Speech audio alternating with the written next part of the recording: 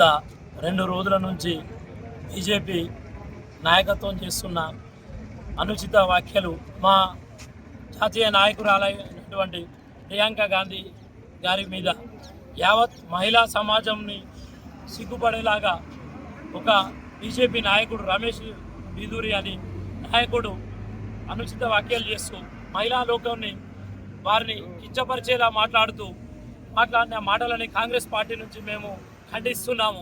ఈరోజు ములుగు జిల్లాలో బీజేపీ నాయకులు తప్పుడు మాటలు మాట్లాడిందే వారిని తప్పుడు మాటలు మాట్లాడిన బీజేపీ నాయకుడిని పార్టీ నుంచి సస్పెండ్ చేసి మహిళా సమాజానికి మరియు మా నాయకురాలు ప్రియాంక గాంధీ గారికి బేషరతుగా క్షమాపణలు చెప్పాల్సింది పోయి పారే రోడ్డు మీద రాస్తారోకోలు ధర్నాలు చేస్తూ మా రోడ్డు మీద ఉన్న ఫ్లెక్సీలని కాంగ్రెస్ పార్టీ ఫ్లెక్సీలను చింపివేయడం జరిగింది.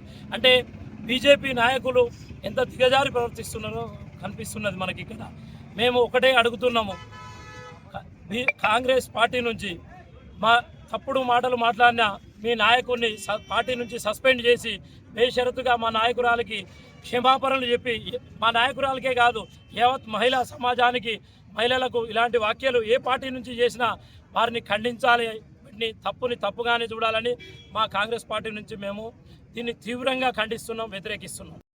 బీజేపీ నాయకులు ములుగు పట్టణంలో వారు ధర్నా కార్యక్రమం చేస్తూ రోడ్డు మీద ఉన్న మా కాంగ్రెస్ నాయకుల ఫ్లెక్సీలని చింపివేయడం జరిగింది. తప్పు చేసింది వారు, మళ్ళీ క్షమాపణ అడగాల్సింది పోయి మా నాయకురాల్ని అనుచిత వ్యాఖ్యలు చేసింది వారు, వాళ్ళ నాయకుడిని సస్పెండ్ చేస్తూ వారు క్షమాపణ అడగాల్సింది పోయి వారు రౌడీజం చేస్తున్నారు. రోడ్ల మీద ఉన్న ఫ్లెక్సీలను చింపినరు. మేము శాంతియుతంగా పోలీసులకు కంప్లైంట్ చేయడం జరిగింది. పోలీసులను ఒకటే కోరడం జరిగింది, తప్పుడు చేస్తూ రౌడీజం చేసిన నాయకుల మీద వాళ్ళ నాయకుల మీద చట్టపరంగా చర్యలు తీసుకోవాలి, శాఖపరంగా చర్యలు తీసుకోవాలని మేము కోరుతున్నాము. అడ్డొచ్చిన పోలీస్ అధికారులను కూడా వాళ్ళు నెట్టివేయడము, దౌర్జన్యం చేయడం జరిగింది.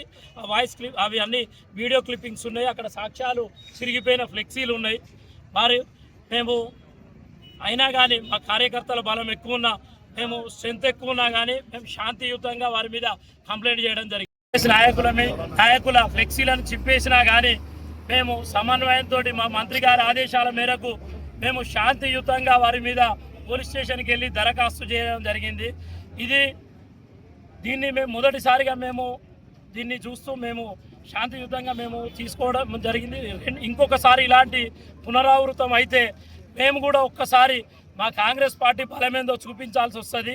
మేము దాడులకు దిగితే మీరు తట్టుకోరని మరొకసారి హెచ్చరిస్తున్నాం.